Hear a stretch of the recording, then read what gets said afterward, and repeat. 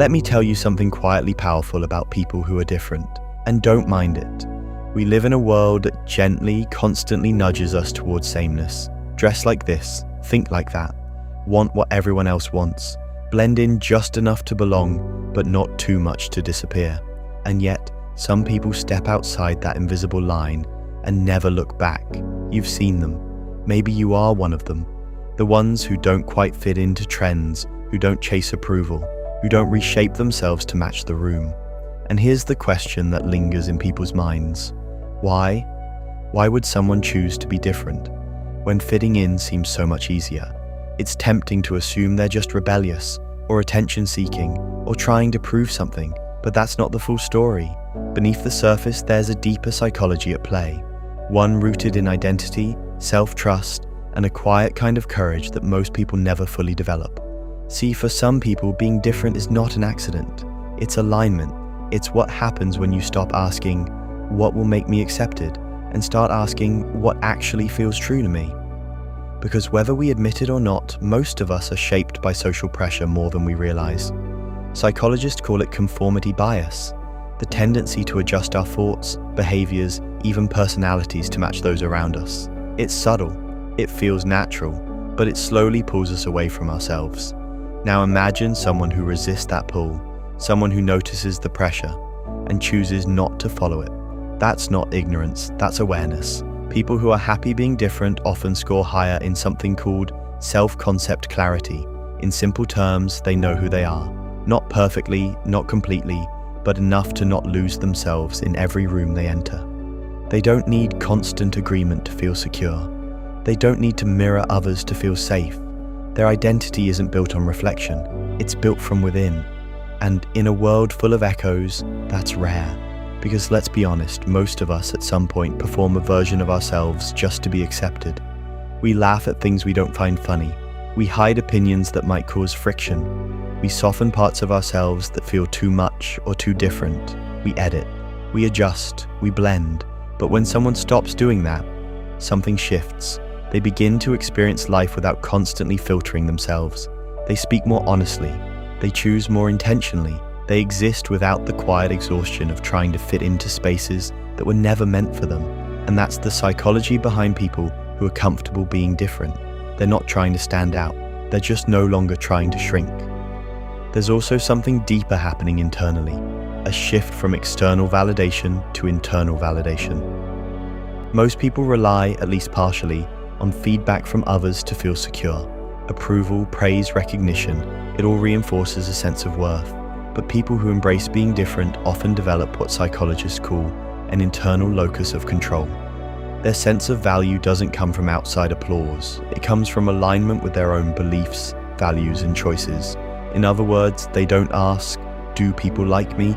They ask, do I like who I'm becoming? And that question changes everything. Because once your validation comes from within, being different stops feeling like a risk and starts feeling like freedom. Freedom to wear what you want without overthinking it. Freedom to have opinions that don't echo the majority.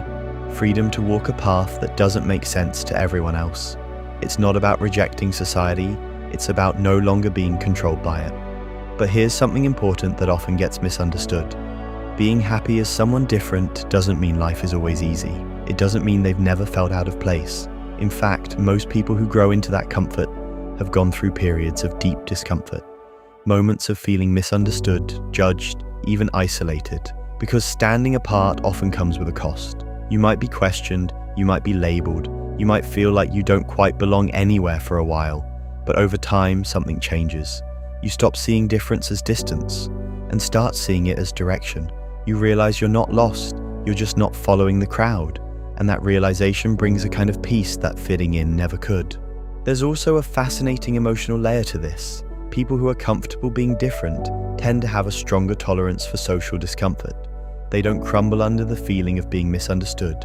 They can sit with it, process it, move through it without needing to immediately fix it. That's emotional resilience, and it allows them to stay authentic even when it would be easier to conform. Because let's face it, being yourself is easy when everyone agrees with you. The real test is staying yourself when they don't. And the people who pass that test over and over again eventually stop seeing difference as something to defend. It just becomes who they are. There's also less comparison. When you're trying to fit in, you're constantly measuring yourself against others. Am I doing enough? Am I like them? Am I falling behind? But when you step outside that framework, comparison starts to lose its grip. You're no longer running the same race, so why compare your pace? And in that space, something quietly beautiful happens. You begin to appreciate yourself not in relation to others, but in relation to your own growth. Of course, not everyone who is different feels happy about it. Some people feel different because they feel excluded, because they've been pushed out rather than stepping out. But there's a key psychological difference between those who feel different and those who are happy being different. Choice. When difference becomes a conscious acceptance rather than an imposed identity, it transforms.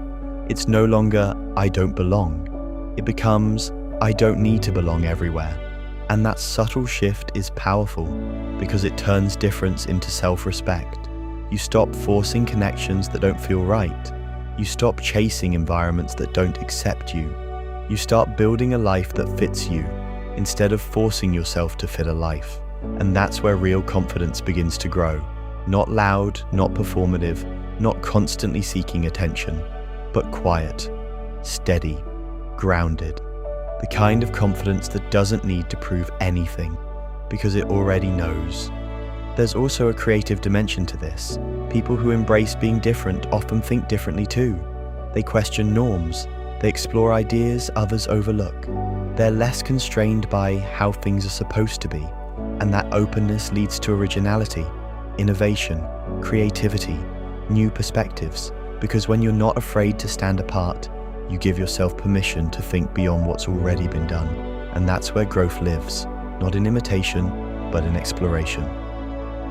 But maybe the most beautiful part of this psychology is something simpler: peace. The kind of peace that comes from no longer fighting yourself. When you stop trying to edit your personality to match expectations, you free up energy, mental space, emotional capacity. You become lighter, not because life is easier, but because you're no longer carrying the weight of pretending. And that changes how you move through the world. You show up more honestly, you connect more deeply, you live more fully, because you're finally living as yourself, not as a version designed for approval. And here's the quiet truth most people don't realize. The people who are happy being different often make others feel safe to be themselves too. They don't demand conformity. They don't judge uniqueness. They create space. And in that space, something rare happens. Authenticity becomes contagious. So the next time you notice someone who doesn't quite fit the mold, don't assume they're lost. Maybe they've just stopped following paths that weren't meant for them. Maybe they've done the difficult work of choosing themselves, again and again, even when it felt uncomfortable.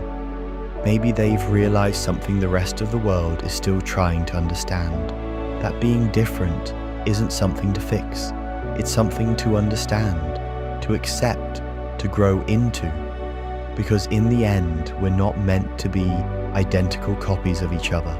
We're meant to be individuals, and the people who are happy being different, they remind us of that, not loudly, not forcefully, but quietly, by simply being themselves.